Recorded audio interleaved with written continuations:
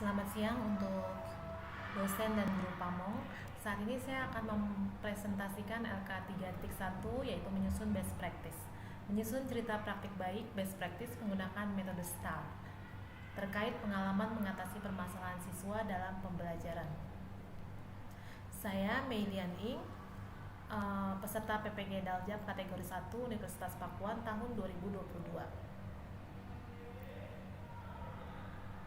Lokasi, saya ambil SMP Atisari Pamkara, lingkup pendidikan sekolah menengah pertama.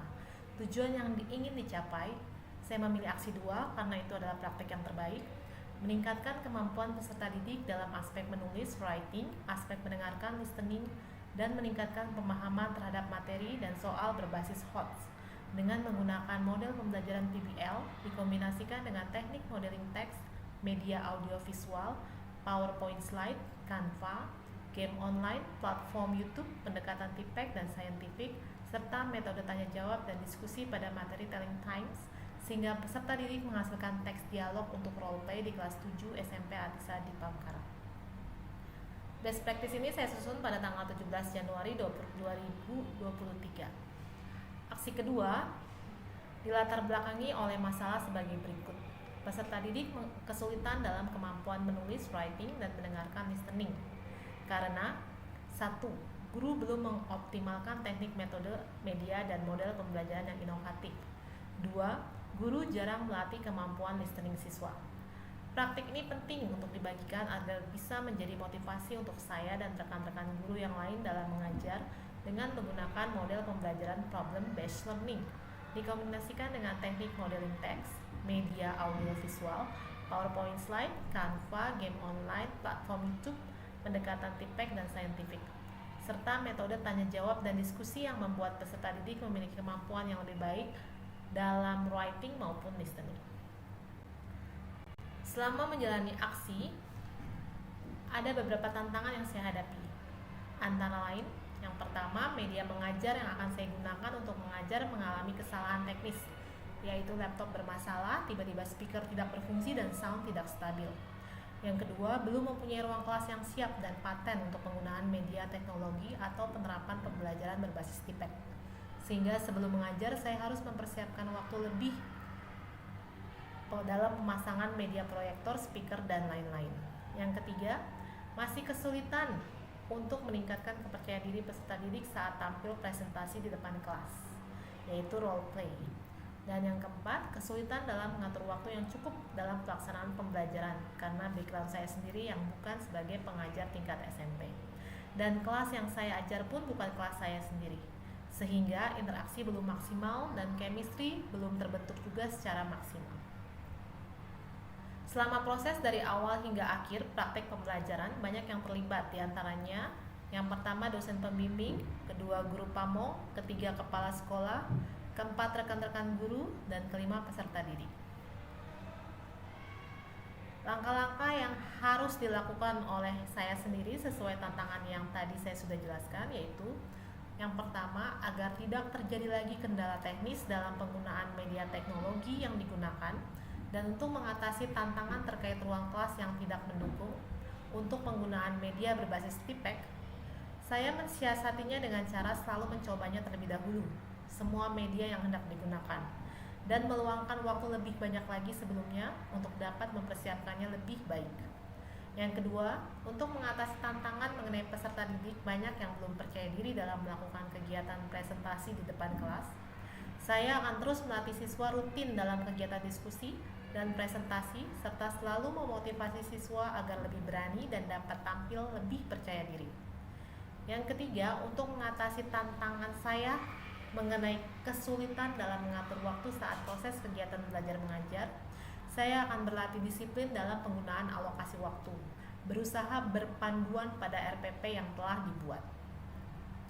Yang berikutnya, strategi yang digunakan oleh guru atau saya sendiri.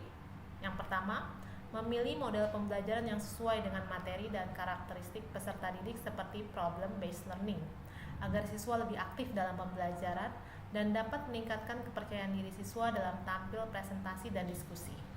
Memilih media pembelajaran berbasis tipek yang dirasa sesuai dengan materi pembelajaran, seperti audio visual berbentuk video, game online, PPT, atau gambar-gambar seperti flashcard, didukung oleh kajian literatur sebagai berikut. Untuk penggunaan media audiovisual dalam pengajaran listening, menurut Abdul Haq dan Darmawan dalam Sutriani Winti dan Pita 2015, media audiovisual merupakan media yang menyajikan sebuah bahan ajar melalui suara, audio, dan gambar visual untuk dapat dengan mudah dipahami oleh pendengarnya, sehingga bisa digunakan untuk memudahkan siswa dalam pembelajaran listening. Yang kedua, kajian literatur mengenai teknik modeling dalam pengajaran writing.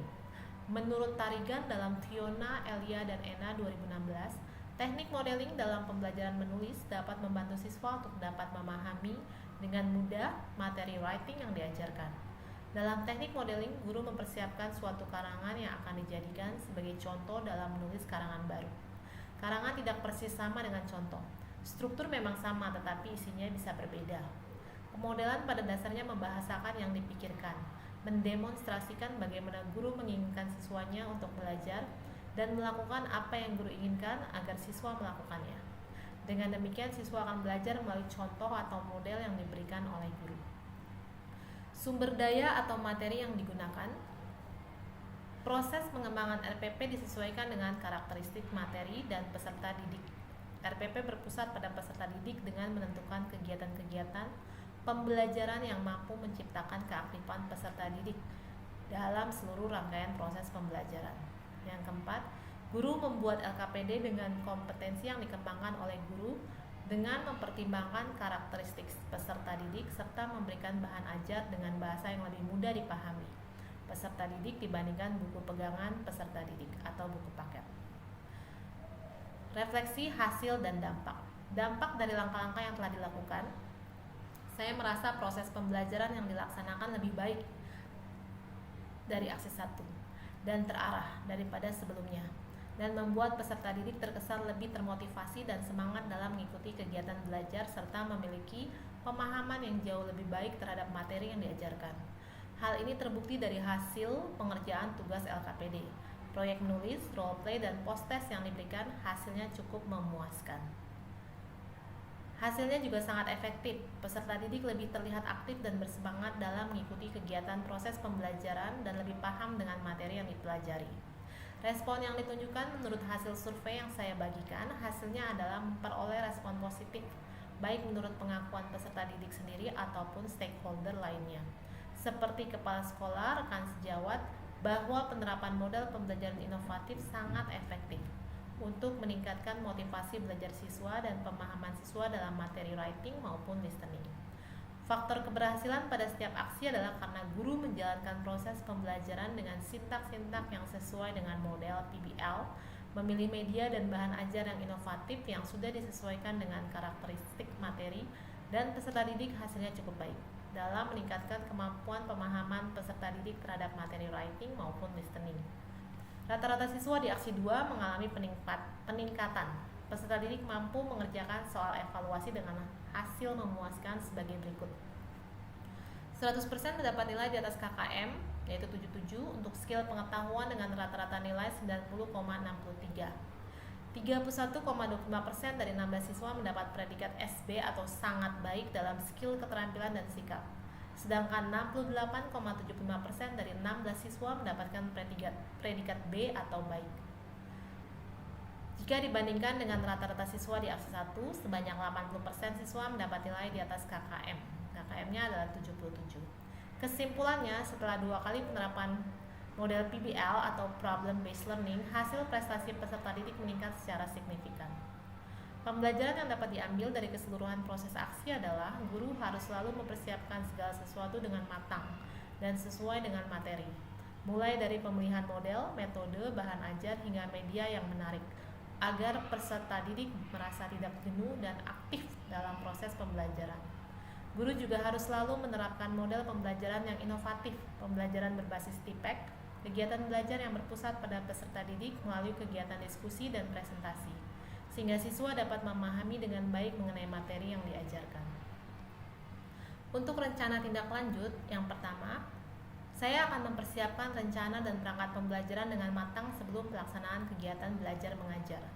Yang kedua, guru akan konsisten menerapkan pembelajaran yang inovatif di kelas. Yang ketiga, guru akan mencoba menerapkan model dan metode pembelajaran inovatif lainnya. Dan yang terakhir, guru akan menambah wawasan pengetahuan dan keterampilan terkait penggunaan media berbasis TIPEK lainnya dalam pengajaran. Demikian presentasi best practice dari saya, Melian Ing, peserta PPG Universitas Pakuan tahun 2022. Mohon masukannya dari dosen pembimbing, guru pamong maupun rekan sejawat. Terima kasih.